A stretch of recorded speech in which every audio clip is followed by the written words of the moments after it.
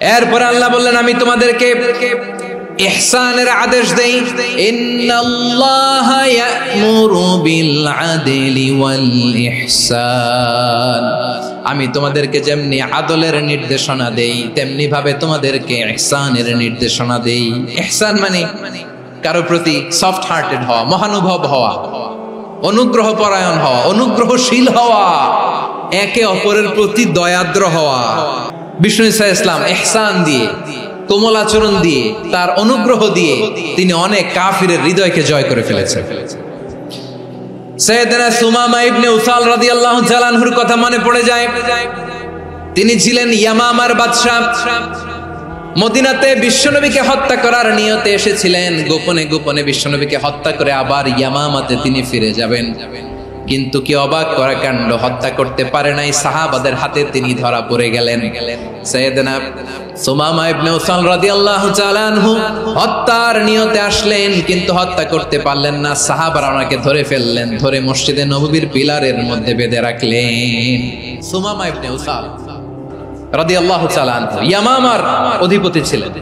বিশ্বনবীকে হত্যার জন্য আসছেন, ধরা পড়ে গেছেন, এখন মসজিদে নববীতে বেঁধে রাখছে, তার মানে বন্দী।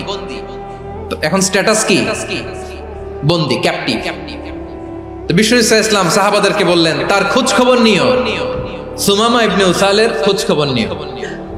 সাহাবারা বলেন, ইয়া রাসূলুল্লাহ, আপনাকে হত্যা করতে এসেছে, তার তো কঠিন ক্যাপিটাল পানিশমেন্ট হওয়া দরকার, কঠিন শাস্তি হওয়া দরকার। বিষ্ণু বললেন, না, আমি যেটা জানি তোমরা সেটা জানো না, তোমরা সুমামার সাথে ভালো আচরণ করো।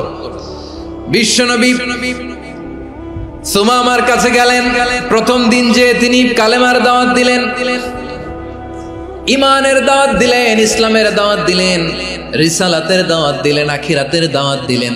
পরের দিন যে বিশ্বনবী সালাতের দাওয়াত দিলেন, যাকাতের দাওয়াত দিলেন, ইসলাম কি, কিভাবে, কেমন করে পালন করতে হয় চমৎকার আর্টিকুলেট করতে শুরু করলেন। তন্ময় হয়ে সুমামা ইবনে উসাল রাদিয়াল্লাহু তাআলা আনহু বিশ্বনবীর কথাগুলো শুনতে আরম্ভ করলো। একদিন নয়, দুই দিন নয়, টানা 3 দিন বিশ্বনবী সুমামার কাছে ইসলামকে প্রেজেন্ট করেছেন, উপস্থাপন করেছেন। আওয়াজ করে বলেন, কয় দিন? 3 দিন। 3 দিন মসজিদে নববীতে বাঁধা।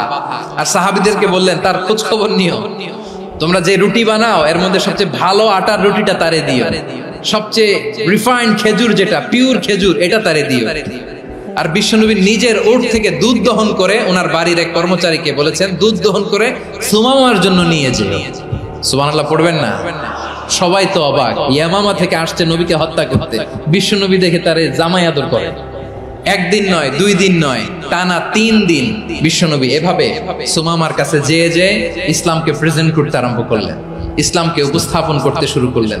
আর তাকে চমৎকার এন্টারটেইনমেন্ট, আপ্যায়ন দিতে আরম্ভ করলেন। টানা 3 দিন যখন ইসলামের দ্য বিউটিজ অফ ইসলাম, ইসলামের সুমহান বাণী, সৌন্দর্য তার কাছে উপস্থাপন শেষ, তাকে আপ্যায়ন শেষ, বিশ্বনবী বললেন সাহাবাদেরকে, যাও এবার সুমামার হাতের পায়ের রশি দুটো খুলে দাও। সাহাবারা তর্ক জুড়ে দিলেন, লা ইয়া রাসূলুল্লাহ, এমনটা করবেন না, তো ভয়ঙ্কর ভয়ঙ্কর খুনি, কি জানি কি হয়ে যায়। বিশ্বনবী বললেন, না, তার হাতে পায়ের রশিগুলো খুলে দাও। সাহাবারা বিশ্বনবীর কথা মতো তার হাতে পায়ের রশিগুলো খুলে দিল। সুমামা মুহূর্তের মধ্যে মসজিদে নববী থেকে বের হয়, ইয়ামামায় ফিরে না যে মসজিদে নববীর পাশে একটা খেজুর বাগান ছিল, সেখানে চলে গেলেন। সেখানে একটা ছোট্ট কুয়া ছিল, কুয়ার পানি দিয়ে তিনি গোসল করলেন। সুবহানাল্লাহ পড়েন। কুয়ার পানি দিয়ে গোসল করে মসজিদে নববীর সামনে এসে বিশ্বনবী এবং সাহাবাদের সামনে দাঁড়িয়ে সাব্বাবা উঁচু করে বললেন, আশহাদু আল্লা ইলাহা ইল্লাল্লাহ ওয়া আশহাদু আন্না মুহাম্মাদান আবদুহু ওয়া রাসূলুহু। আমি সাক্ষ্য দিচ্ছি আল্লাহ ছাড়া কোনো ইলাহ নাই, আর মুহাম্মদ আল্লাহ তাআলার প্রেরিত বান্দা এবং রাসূল। প্রিয় ভাইয়েরা, ইহসান দিয়ে যা জয় করা যায়, কঠোরতা দিয়ে সেটা কঠিনকালেও জয় করা যায় না। আওয়াজ করে বলেন, ঠিক কি না? এবার সুমামা দাঁড়িয়ে বলে, ওগো নবী, আমি তো কালিমা পড়ে মুসলমান হয়ে গেলাম, এবার শোনেন, এই মুহূর্তের আগে আপনার চেহারার চাইতে নিকৃষ্ট কোনো চেহারা আমার কাছে ছিল না, কিন্তু শাহাদা পাঠ করার পরে আপনার চেহারার চাইতে উত্তম শ্রেষ্ঠ কোনো চেহারা আমার কাছে আর নাই। ও নবী, আজকের দিনের আগে ইসলাম ধর্মের চেয়ে নিকৃষ্ট অপছন্দনীয় কোনো ধর্ম আমার কাছে ছিল না, কিন্তু এই মুহূর্ত থেকে ইসলামের চেয়ে সেরা শ্রেষ্ঠ পছন্দনীয় কোনো ধর্ম আমার কাছে নাই। নবী গো, আজকের দিনের আগে মদিনার চাইতে অপছন্দনীয় নিকৃষ্ট কোনো শহর আমার কাছে ছিল না, কিন্তু এই মুহূর্তের পর থেকে মদিনার চাইতে কোনো শ্রেষ্ঠ শহর আমার জানা নাই। সে ছিল গমের বড় ডিলার, গম বেচতো। কি বেচতো? তার গম কিনে মক্কার লোকেরা রুটি খাইতো। সে ঘোষণা দিল, আজকে থেকে মক্কাবাসীদের জন্য সব গম আমি হারাম করে দিলাম, মক্কাবাসী এখন না খেয়ে মরে। সুবহানাল্লাহ পড়বেন না? মক্কাবাসী বিশ্বনবীর কাছে আসলেন, এসে বললেন, মুহাম্মদ, আমরা তো তোমার ভাই, তোমার চাচা, তোমার ভাতিজা, তোমার আত্মীয়, তুমি সুমামারে বলো সে যেন আবার গমের সাপ্লাই মক্কার জন্য অনুমতি দিয়ে দেয়। বিশ্বনবীর অনুমতি ক্রমে সুমামা আবার মক্কাতে গম পাঠাতে শুরু করলো। পড়েন সুবহানাল্লাহ। ইহসান, ইহসান দিয়ে আপনি যেটা জয় করতে পারবেন, you can win the heart of your enemies. ইহসান দিয়ে আপনি আপনার শত্রুর হৃদয়কে জয় করতে পারবেন। এজন্য আল্লাহ বললেন, ওয়া আনফিকু ফি সাবিলিল্লাহি ওয়া লা তুলকু বিআইদিকুম ইলাত তাহলুকা ওয়া আহসিনু ইন্নাল্লাহা ইউহিব্বুল মুহসিনিন।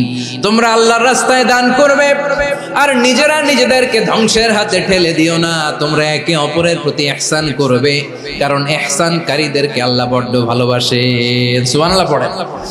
আবার সূরা রহমানে আল্লাহ বললেন, হাল জাযাউল ইহসানি ইল্লাল ইহসান ফাবিআইয়ি আলা, সবাই পড়েন, ফাবিআইয়ি আলাই রাব্বিকুমা তুকাযযিবান।